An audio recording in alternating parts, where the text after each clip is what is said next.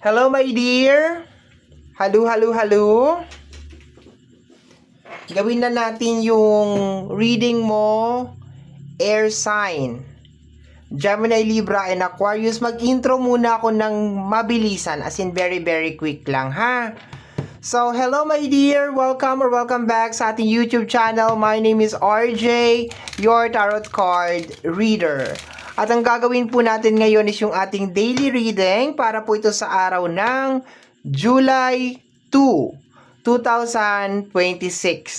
Titingnan po natin kung anong mga eksena, kaganapan at kung ano-ano pa na maaari mong makasalubong sa araw na ito. Pero before po tayo mag-proceed sa ating reading, hayaan nyo po muna na kunin ko itong pagkakataon na ito na makapagpasalamat. Maraming salamat po sa ating mga abangers, sa mga walang sawang naghihintay at nag-aabang ng kanilang mga readings. Thank you very much. Maraming salamat po. Gusto ko rin po kunin itong pagkakataon na ito na magpasalamat sa ating mga bagong subscribers. Hello my dear! Welcome po sa ating channel. I hope na mag-enjoy kayo dito at sana yung mga ginagawa natin na readings ay nakakatulong po sa inyo or nakakatulong po sa ating lahat. Sa mga interested po sa ating private reading, nasa description box down below yung mga details, information na kinakailangan mo my dear para po makontak ang inyong lingkod. Okay, let's go na tayo my dear. Air sign, Gemini, Libra, and Aquarius. Tingnan natin kung anong meron sa araw na ito. Once again, July 2, 2026. Okay, cut na natin into 3. Hindi tayo mag-jumping card ngayon. 8 cards. Meron tayong base card at saka clarification card. So, partner sila. Okay? So, tingnan natin, my dear. The Page of Cups. Partner niya is, the Five of Cups. Okay. So, my dear, I think merong mga bad news ngayong araw na to my dear, okay? May mga bad news lalo na pag yung patapos na yung araw, okay? Yung mga bandang dapit hapon na, okay? Kasi nakukuha ko dito na sa umaga, I think medyo na tayo ngayon, medyo detailed na, no? Kasi yun ang nakita ko eh. Sa energy ng page, parang early, and itong 5 na to is mga around hapon to. No, yun ang nakukuha ko, my dear. No, yun, biglaan lang. All of the sudden, biglaan lang, my dear. Okay? So, hayaan natin. Sasabihin ko kung ano yung nakikita ko. Okay?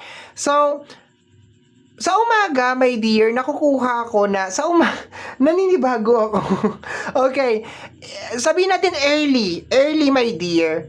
Medyo parang excited, no? Napakarami mong gustong mangyari, my dear, sa araw na ito. Pero mga dapit hapon, my dear, I think yung sobrang excitement, yung sobrang joy na naramdaman mo earlier, okay, is possible na nagdulot ng matinding pressure or matinding expectation na posibleng hindi na-reach sa isang buong araw, okay? So, ang masasabi ko lang dito, air sign, is kung hindi man na-reach ngayong araw na to, kung hindi man na-achieve ngayong araw na to, may bukas pa naman, di ba? Tomorrow is another day, okay? Saglit lang, tatabi ko lang to. Ayan. Tomorrow is another day, my dear, okay? So, kung hindi man na-achieve kasi tingnan mo, di ba nakatingin lang siya dito sa 3 cups? So, possible, baka meron kang ini-expect ngayong araw na to, like super high yung expectation mo, and then pagdating ng hapon, baka hindi siya mangyari, di ba? Kung hindi man siya mangyari ngayon, edi sa susunod na araw na lang, di ba? So, okay lang yan. Tingnan natin, my dear, next card tayo. We have here the energy of the Knight of Pentacles and the Emperor. Okay, baka meron kang ini-expect na good news. Kasi Emperor is a sign of good news. And possible na may kinalaman sa pera. 'Di ba? So, baka mabagal lang talaga, my dear, yung energy ng money ngayon. Okay? Titingnan natin sa ibang mga kasama na card. Pero nakukuha ko dito, my dear, na parang meron kang gustong ma-reach or meron kang gustong maabot ngayong araw na to. And there is a possibility, my dear, na baka hindi siya mangyari ngayong araw na to. And ang nakakalungkot dun, my dear, is possible na mag 5 of cups ka over here. Ito, 'di ba? Possible na mag 5 of cups ka. So, take it really, really slow, my dear. Okay? Relax lang, relax. Okay, kunin natin yung ibang mga cards. We have here the energy of the moon card. Ayan, possible din na mapagod ka ngayong araw na to, no? So, kasi nga, 'di ba, sabi ko nga umaga pa lang, like super excited ka na talaga, and ang ganda ng energy mo actually sa morning. And then eto na nga, may moon card tayo dito, parang kina-clarify din talaga yung nararamdaman ko kanina na bago matapos tong araw na to is I think it's more on expectation. Hindi naman pangit tong araw na to, my dear air sign. Hindi siya pangit. It's just more on, meron ka lang talagang mga ine-expect, my dear, na posibleng hindi talaga siya mangyari ngayong araw na ito. Okay? So, tingnan natin, my dear. Next, clarification. High Priestess. Okay. Anong inire-reveal mo, my dear? Anong nire-reveal mo dito? The Moon card and the High Priestess. Parang meron siyang, alam mo, minsan si High Priestess natutuwa ako sa kanya. Minsan parang naano ako sa kanya. Yung para bang naiinis ako sa kanya. Kasi parang meron siyang area ng life natin na parang siya yung nagtitrigger. Okay? So, kung titingnan natin, my dear, yung card natin dito, I think, baka marami kang baka nagni-negative thinking ka. No? Yung para bang, negative thinking ba to, High Priestess eh? Baka for some of you is like, tanggapin mo na lang siguro, my dear. Kung makikita mo ngayong araw na to na parang hindi siya kayang ma-accomplish ng isang araw, edi tanggapin mo na lang na hindi talaga siya kayang ma-accomplish ng isang araw. Kung marirealize mo, my dear, or marireceive mo ngayong araw na to na magiging nakakapagod talaga tong process na to, kung ano man to, tanggapin mo, my dear, na magiging nakakapagod tong process na to. Basta, syempre, dun tayo may titingin sa magiging result. 'Di ba? Kailangan may positive result talaga, 'di ba? So, okay lang na mapagod, basta may positive na result. 'Di ba? Ganun lang naman 'yun. Kung gusto mo talagang maging si Emperor, which is may kinalaman sa energy ng success, at pinapakita sa iyo ni High Priestess over here na sinasabi air sign, ito yung mga kinakailangan mong pagdaanan, o ito talaga yung reality na ganito, ganyan, ganito, ganon. Tanggapin mo, my dear. Kasi, 'di ba?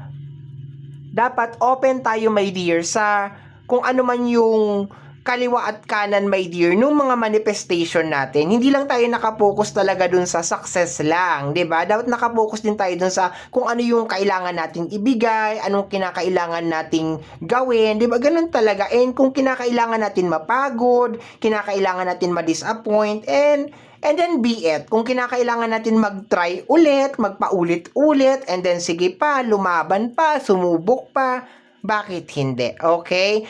So, based, my dear, sa card, ang nakukuha ko pa na energy is possible kasi si High Priestess talaga ang nagdala na naman dito. Actually, si Emperor at saka si High Priestess. Actually, silang tatlo. Si Emperor, si Moon card at saka si High Priestess, okay? So, kung titingnan ko siya, my dear, ang nakukuha ko is more on the reality na parang kung ano man tong gusto mong mangyari, ay hindi siya magiging yung snap lang or parang click lang. Parang sinasabi, my dear, dito sa reading natin na kung ano man yung bagay na gusto mo, kung ano man yung mararamdaman mo ngayong umaga ng July 2, 2026, okay, is kailangan maging maging realistic ka na baka hindi ko to matapos ngayong araw na to, para pagdating ng hapon hindi ka masyadong ganito, hindi ka masyadong, alam mo yon, parang disappointed, my dear, na para kang pinagsakloban ng langit at lupa kasi hindi mo nakuha kung ano yung gusto mo or hindi nangyari yung gusto mo. Okay? Next is the energy of the Justice card. Okay. Siguro parang sinasabi mo na hindi ko deserve to. Hindi ko deserve na ganito yung maging result. Parang pakiramdam ko parang may result eh. Tingnan natin. O, di ba, the temperance, balance lang, my dear. Siguro kasi talagang napakataas talaga nung energy mo talaga. Umaga pa lang talagang, talagang super, super positive na talaga siya. Pero, sa reality talaga, my dear, ng buhay, kahit gaano ka positive, my dear, yung energy mo, kunyari, lalabas ka ng bahay, di ba? Ang ganda-ganda ng mood mo, mai-stuck ka sa traffic, yun ang hindi talaga natin talaga makakontrol. Yung parang akala mo darating ka on time. Possible din, my dear, na malate ka ngayong araw na to, ha? Possible, okay? So, kumilos ng medyo mabilis-bilis, ha? Kasi gusto mo ng agaran na result, eh. So, kumilos ng mabilis-bilis ngayong araw na to kasi possible na malate ka, ha? Possible talaga. Possible, possible, ha? Okay. So, we have here the energy of the Two of Wands, okay? I think it's more on pagiging committed, my dear. Dito sa success na gusto mo, Two of Wands at saka Ten of Pentacles. I can feel, my dear, na meron ka talagang gustong mangyari na may kinalaman sa success. And kung sa relationship to, my dear, baka gusto mo maging stable yung relationship. Pero ngayong araw na to, parang sinasabi sa'yo na, oy, hindi ganun, hindi basta-basta.